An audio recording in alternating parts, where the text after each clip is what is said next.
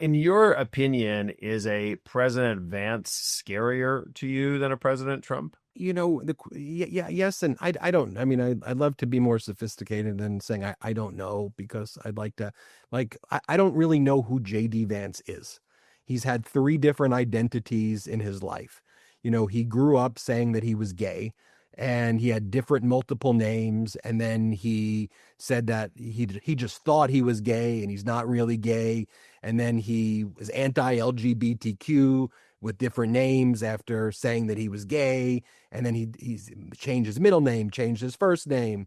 Then he was the guy from Appalachia who hates Donald Trump, and really he's a middle class suburban guy from Cincinnati, who was kind of a dorky dude in growing up, but had a fairly middle class upbringing, and he's intellectually he's smart in that he's book smart, he absorbs lots of knowledge, and he's got chameleon like qualities that he can put himself into different rooms and say, I'm the anti-Trump Appalachia guy, and then go 2 years later, I'm the biggest pro-Trumper, MAGA guy. So who is JD Vance? What does he actually stand for or don't stand for?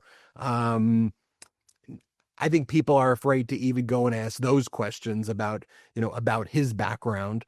But I know this, that Trump is a symptom of a broader international fascist movement. It's not Trump who created it. It's Trump who's contributed to the playbook, and all of these right-wing fascists that are swarming into democracies are using the same playbook, otherizing migrants. This is woke, that's woke. Um, book burning. It's the Orban. It is the Nigel Farage. It is the Putin. It is the Bukele. It is the Argentina guy. That's the playbook right there that's being used. Do you think it's safe to say at this point that JD Vance is the heir apparent to the Donald Trump and the Republican Party, or is there other people that you see that are in that mix? I think the question is, and I say this sincerely, is will we have midterm elections? Because I think we will, because I think the people are resisting, but I think it's an undisputed fact that if Trump could have his perfect way, we would not have midterm elections and we would not have elections. I think that that's a fair statement of fact. And I agree with the governors, though, who are saying that Trump is doing what he's doing with National Guard and troops as a precursor to trying to do everything he can to rig the midterms and elections in general, a la what we see in those far right wing regimes that I talk about. So the question is in a MAGA Trump dystopian world, the answer is he is, and then the Trump kids are the same way Uday and Qusay in a Saddam Hussein world are the leaders, and America looks like Saddam Hussein, like the Udays and the Qusays, the Don, the Eric. Go back and watch your Saddam Hussein videos from the early '90s, and you'll see the parallels of Saddam purges, Trump purges. Go back and watch the video where Saddam calls all of the people in, and then, granted, Saddam kills the people. I guess Trump is doing it in his own way. But yes, but the question is will the American people tolerate this MAGA thing forever? If yes, then JD Vance and this crew will. If no, I think you'll start seeing a Republican Party like Brian Kemp of Georgia and people like that who are staying more silent and reserved, who step up and try to project an old school Republican framing of things. But I think you have a Vance, Don Jr., or you have like a Brian Kemp path as well. I mean, listen, you're in many of these answers here, you're obviously painting a very dark picture which I think there's obviously a lot of indications why that picture is dark. I guess, do you think people are waking up enough to some of the issues? I mean, in the sense of like, right, voting rights are obviously under attack on a regular basis. We're seeing the deployment of the National Guard and the military, both in LA and Chicago now, DC. Do you think people need to go to another level of concern and another level of action? Should there be, general work stoppages now and protests? Do you think people need to step up how they're pushing back? Yeah, sorry, my dogs just saw the someone outside, so that's what they were barking at. The short answer is the No Kings protest from this summer was, I think, great. It's actually one of the largest mass mobilizations in United States history, although it's not talked in those ways. We're going to be announcing another No Kings protest. I think on Wednesday I'm having the leadership of 5051 would Move On and Indivisible. They're going to be coming on. We're going to be talking about the next one, which should be bigger. I think the protests will necessarily have to grow. And I think, to your point, whether we're talking about general strikes or the power is going to have to come from the people, whatever that whatever that looks like. Because, and this is what I've always said before, there's not going to be some superhero that's going to come in and fix this. It's not, people want to look for, is it going to be Jack Smith, or is it going to be Letitia James, or is it going to be Gavin Newsom or Bernie Sanders, or is it going to AOC, or is it going to be all of these individuals will have their own their own messaging, their own communities. These are very, deeply talented people. But I think that it's ultimately going to have to come from the people who say enough.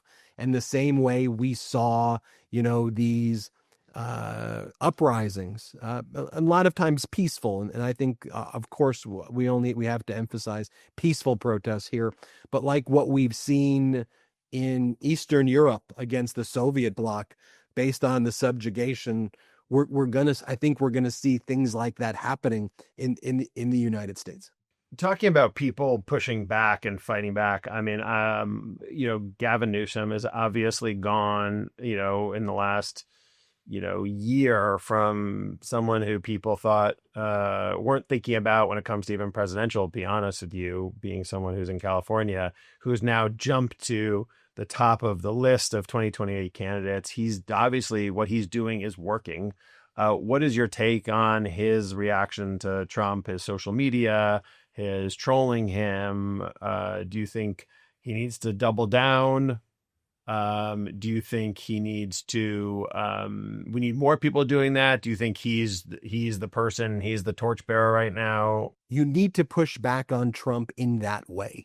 But as I've described, there's I think a Newsom path, and I think there's a Bernie path, and then you have to kind of merge that the perfect candidate merges a Newsom, and because they're both doing good things. I think Fight the Oligarchy tour, people listening tour, going into red states, bringing people out who don't normally vote, not just traditional liberal and progressive audiences. And then what Newsom's doing is the constant fight back. Like, I think there are things that Bernie can add to his repertoire on the digital side that Newsom has perfected. I think Newsom can add, although, as a sitting governor of California, it would be odd in an off election year to start just completely traveling around the country and giving speeches in a bunch of other states. But I think what Newsom is doing is great. And I think Newsom learned from the fire experience of what you have to do. And it's a perfect example in what Biden was not able to do based on his age and based on Biden's perspective of statesmanship, statescraft, or how Biden viewed the politician was incongruous, unfortunately, and I say truthfully, unfortunately, with what you need to thrive in a digital age. Because just think about Newsom, like Newsom central casted out of Hollywood, basically, for what a governor looks like, talks like, tall, great debater, great speaker. Like there's no one who's even on his like level from MAGA in terms of like debating and camera presence. It just doesn't exist. But then during the wildfires right here in our backyard, what was happening? They started just this is what they did to Biden on everything, making up just some of the craziest stuff. What Newsom really cares about is the fish, the smelt, and he loves the smell. Things that. And Newsom at first was like, "I'm not responding. This is crazy stuff." But then you heard it, Jamie. I'm sure people here heard it in California. People start repeating it. Oh man, I heard that Newsom is protecting the smelt and he doesn't care about people in California, and all the reservoirs are empty. They just drain the reservoirs, and people start repeating that stuff and it becomes the reality. So about 4 days in, when Newsom wasn't even contemplating, I got to win a social media battle while I'm in the heart of freaking fires and disasters. But you do right now in 2025. So you have to go rapid response, go on the offense, troll. That's a part of it. But then also you then have to deliver and fight, because the trolling and the fighting, the digital stuff brings you to a certain location, but then people are going to say, okay, that's great, but okay, now what else are you doing? So that's why I think you see, though, Newsom saying it's not merely performative. Look, I'm putting it on the line. I'm doing a ballot initiative and I'm putting my reputation, I'm putting it all on the line to do this, to fight what's going on in Texas. I'm going out there and I'm doing something. And that to me is what people are naturally asking, which is, okay, that's great. You're speaking out, you're doing press conferences, you sound but now what are you doing for me, because I'm struggling? And that's the important part that I think Newsom is now doing. And I think we're going to start to see other Democratic members delivering, and they're finding their balance right now as a fighter, as a party that fights, or individuals are finding their role. I think that's so well said. I think, listen, it's way too early to talk about presidential candidates in 2028, but we're going to do it for a second just for the fun of it. You've obviously mentioned a few people. I think a lot of people are really excited that Gavin Newsom is taking this role. He's like it's almost like the tortoise and the hare. He's out there on the front line sort of fighting. And I think some of the people you mentioned, obviously, Wes Moore and JB Pritzker, are looking and saying, great, Gavin, keep going and take all the infantry on the front lines. Who are some of the other names in the Democratic Party or out that you think are interesting, you think are exciting, and you think are potentially viable? Although obviously there's so much time and so many things that are going to happen between now and then. But I'm just curious, who do you get excited about? I'll give you names that are maybe talked about a little less in that category, but I think deserve attention. Like, to me, James Tallarico, the Texas representative, I think that he's very strong. I think, I think about it though in terms of, rather than the individuals, I kind of look at it like, what's the path to the presidency? And to me, as I said, there are, and why like a Tallarico I even call out is because if you can bridge that path between what Bernie's doing, working class, fighting against the oligarchy, here's where I'm at, I'm unapologetic, and then what Governor Newsom is doing, I'm a tough governor, I'm stepping up in this moment. To me, those are the clear paths. And I think some of the wishy-washy answers that you see some people give, though, whose names get thrown out sometimes, who are exciting people, who answer some questions in kind of old style politically correct.